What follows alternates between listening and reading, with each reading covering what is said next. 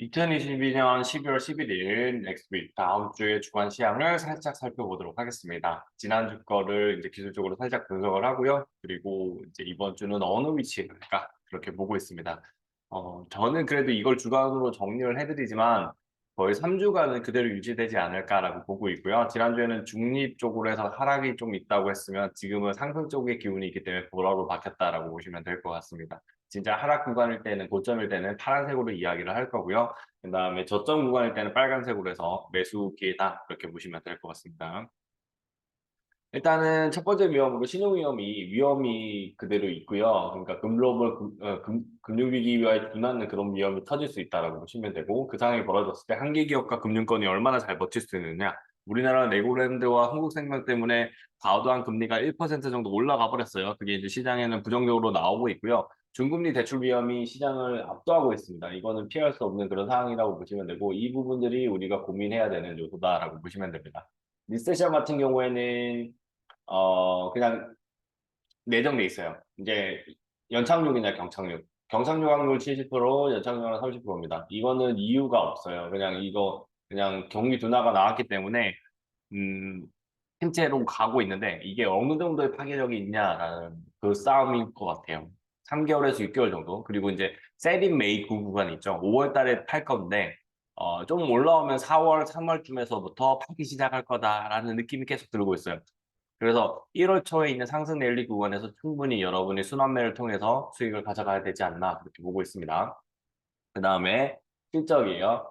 실적은 안 좋아요. 사사분기 실적이 안 좋은데 다행히 연간 실적을 하면 괜찮잖아요. 근데 이제 우려가 되는 거는 내년도 1사분기 실적도 안 좋을 수가 있다는 겁니다. 춘절이나 그런 등등등. 그 다음에 물건이 팔리는 거에 따라서 1년 예상 실적을 할 때 보통 1사분기는 좋게 평가를 하는데 작년만큼 안 나올 것 같은 느낌이 계속 드는 거예요. 그래서 이 부분이 사실상 리세션과 주가 충격에 영향을 주고 3월 달까지가 일사분기잖아요. 그럼 4월 달 이게 나오겠죠. 그러니까 이게 나오니까 부담이 된다라고 보시면 됩니다. 연간 실적으로 이걸 믹스를 할 수는 있지만 그래도 제대로 안 될 겁니다.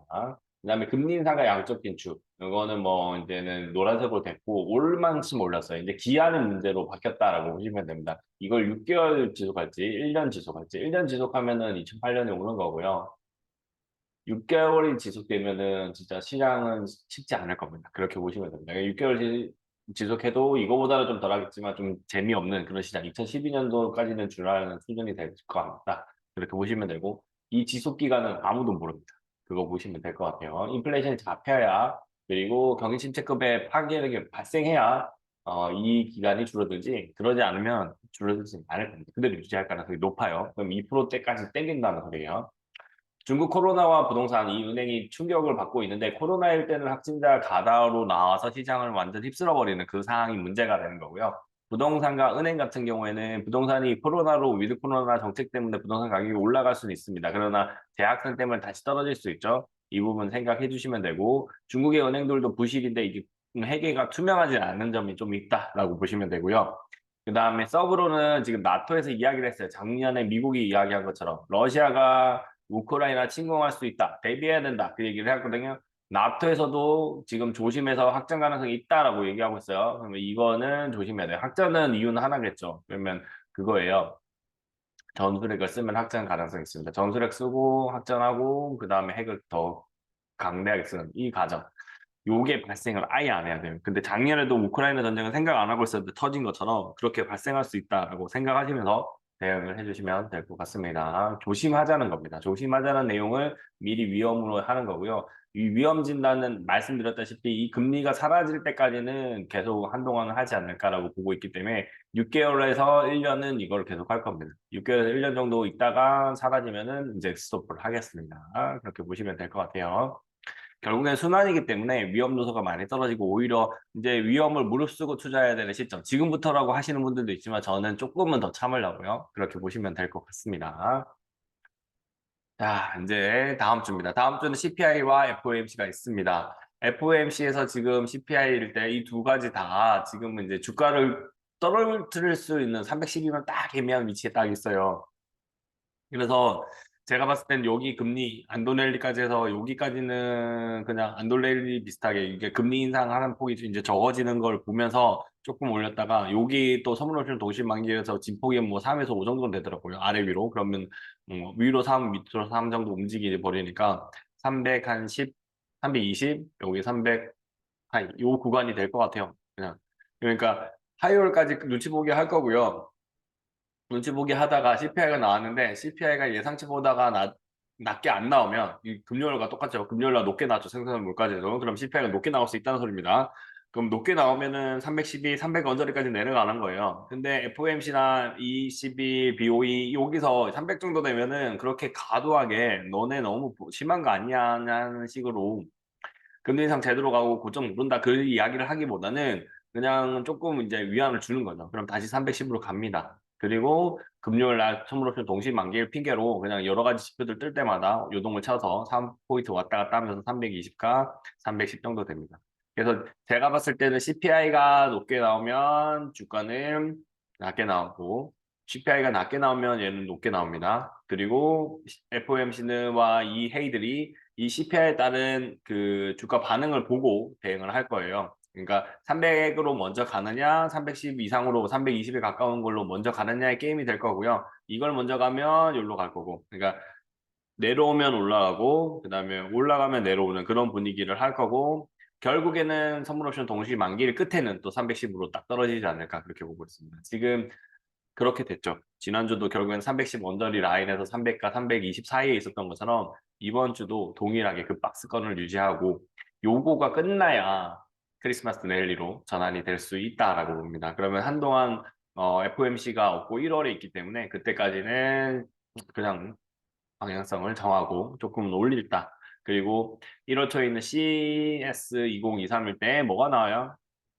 신제품이 나오잖아요. 그 신제품 로봇과 관련된 것들 나오는 것 부분이 긍정적인 요인이다라고 보시면 될 것 같습니다. 주간 프리뷰는 이거고요. 이제 종목 분석, 업종 분석 한번 하고 마무리하도록 하겠습니다. 이거는 뭐 제가 보는 관점을 말씀드리는 거지 큰 방향성이라고 보지 말고 참고용으로 쓰시면 됩니다. 주요한 선물 옵션이에요. 지금 이제 바닥 찍고 여기서 바닥을 잘 다지고 올라왔어요. 이게 만약에 추세를 받으려면요. 지금 시장에서는 어디로 가야 되냐면 그대로 올라가야 돼요. 이 박스권 상단으로 다시 가야 돼요. 여기서 내려와도 돼요. 이걸 계속해도 되는데 추세를 못 받으면 여기서 이거 만나면 다시 내려오는 거죠. 이 구간에 놓여 있다라고 보시면 됩니다. 주요한 선물이니까 야간에 미국 시장 반응 부분이 포함돼 있다라고 보시면 될 것 같고요. 저는 요게 안 깨졌으면 좋겠다. 300 이게 안 깨졌으면 좋겠다는 사람 중에 하나입니다. 그럼에도 이 가능성이 어느 정도 있기 때문에 그냥 관망하고 대응하자는 겁니다. 이 깨지면은 욕으로 간다는 거니까 조금은 시장이 또 힘들어질 수 있는 그런 요인이고 이게 3월쯤이냐 4월쯤이냐 2월이냐 그 사이 차이도 영향을 받을 것 같습니다. 이 부분 중장기로는 생각하시고 단기로는 여기서 올라가면 320 내려가면 300, 300까지 요 구간 안에서 근데 일목균형표가 여기 안에 있으니까 요 구간 안에서 움직임이 나올 것 같다. CPI에 따라서 나온다. 이렇게 보시면 될 것 같습니다. 업종입니다. 코스닥부터 볼게요. 코스닥은 이제 이거 치고 3분의 1, 이 저점에 3분의 1만큼 올려놓고 다시 내려와 버렸어요.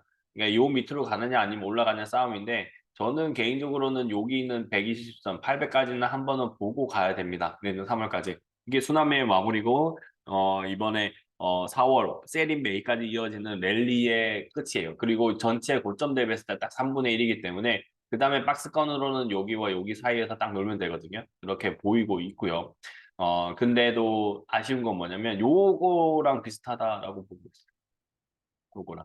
여기도 음봉 나왔죠. 12월에 음봉 나온 거고 1월달, 2월달에서 4월달까지 끌어올렸다가 쭉 떨어지는 이것도 금리 인상기였거든요. 똑같아요. 똑같은 패턴이 나오지 않을까라고 봅니다.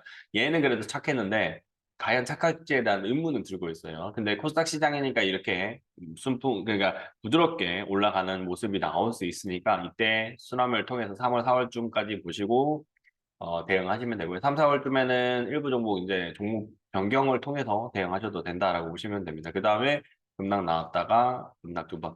그러니까 실제로 요거 한 번만 나오는 게 정상이고요. 코로나 때문에 이러는 일은 안 거고 요거에서 박스권이어야 정상이었어요. 이렇게 됐어야 되는데 코로나 때문에 완전 부러지는 침체가 나오니까 돈을 다 푸니까 이렇게 올라간 거고 이게 만약에 완전 부러지는 게 아니고 여기 정도만 돼도 그래도 이 고점까지는 다시 올라가거든요. 그렇게 보시면서 대응해 주시면 됩니다. 시장에 지금 돈이 있어요. 돈이 정리가 돼야 되는데 정리되는데 시간이 걸리기 때문에 그거를 보시고 주식시장 투자를 하셔야 됩니다. 코스피로 가보겠습니다. 코스피 같은 경우도 비슷하긴 한데요. 코스피는 이게 여기 지금 이거 나와 있죠. 여기 이 구간인데 요만큼 상승하는 부분을 여기서 해버렸어요. 그러니까 요거의 음봉만큼 위로 올라가 버린 게 지금 이 구간이에요. 네, 그렇게 보시면 되고요. 그래서 지금 얘는 물론 이게 1년간 떨어진 거고, 이건 거의 뭐 1년 6개월 정도 넘게 떨어진 거라고 보시면 될 것 같고요. 지금 이 구간에서 지지를 받고 있는 거고, 가장 베스트가 되려면 요렇게 나오는 거예요. 그러니까 얘도 다시 또 요 선에 왔다가 가는 게 베스트가 됩니다. 실적과 그다음에 경기 둔화에 따른 침체의 결과물로서 요 구간이 나올 거라고 보고 있는 거예요, 저는. 그래서 6개월이 걸리든 1년이 걸리든 요 구간에서 아마 추천을 해드릴 거예요. 요거는 저는 대응이 못해요. 이거는 저도 모르는 구간이고 코로나와 같은 급의 하락은 시장이 아무도 예측이 불가능합니다. 그러나 이거는 발생할 수 있으니까 이거 보고 투자하는 주의가 지금 시장에 나와 있는 거거든요.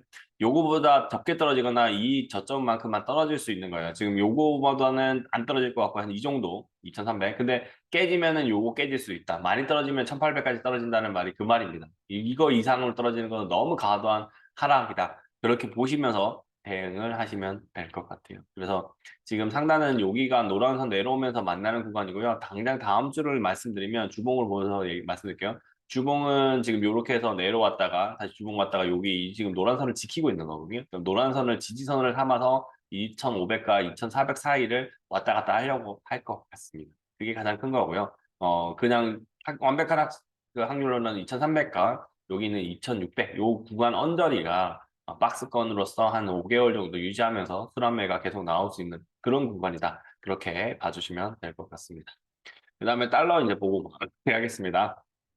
달러가 단기 급등이 따라서 25원까지 올라왔다가 결국에는 저점을 했거든요. 근데 여기가 이제 밑에 뽕에서 십자면은 다시 위험이 노출될 수도 있는 그런 구간이기도 합니다. 요런 것들처럼요. 그다음에 요런 것처럼 이렇게 나올 수는 있는데 저는 이제 얘를 그냥 구봉으로 가서 일봉으로 가면 이렇게 돼 있고 주봉으로 가니까 이런 거고요. 일봉으로 가서 돌아가서 보면 지금 얘가 떨어질 수 있는 구간이 여기까지라고 보여요. 2,700, 이거 2,250, 요까지도 뭐 진짜 중국이 잘 풀리면 이렇게 떨어질 수 있는 거고요. 그 다음에 혹시라도 원유가 중국 위안화 결제가 가능하면 뚝 떨어질 겁니다. 그거는 생각해 주시면 돼요. 달러는 우리나라 스와프가 아닌데 우리나라랑 위안화는 스와프예요. 그 영향고리가 조금은 있다라고 보시면 될 것 같고요. 지금은 요 구간 여기 1,290원이거든요. 1,290원을 지키는지 아닌지를 확인할 필요가 있어요. 추세상 하락으로 전환된 거는 맞거든요. 여기서 강력하게 한국은행 대응하면서 추세 하락한 거 맞기 때문에 다음 위험이 나오기 전까지는 그리고 얘 이 노란선 위에 올라타기 전까지는 나름 괜찮은 시장이다라고 보시면 됩니다. 달러가 약할 거고요. 달러는 매수하고 그다음에 달러 매도하신 분들은 익절 구간 오시면 천천히 매도하시면서 수익을 최소한 1, 2% 이상을 가져가시면 됩니다. 네, 그렇게 보시면서 대응을 해주시면 될 것 같습니다.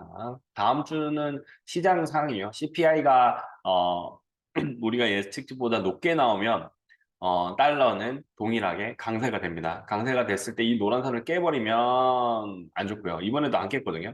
근데 노란선 안 깨고 버티면 또 내려갔다가 다시 올라간다. 그러니까 하방 추세가 그대로 유지된다. 그렇게 봐주시면 될 것 같습니다. 오늘 영상 여기까지 하겠습니다. 주말 잘 보내시고요. 또 다른 영상으로 찾아뵙도록 하겠습니다. 감사합니다.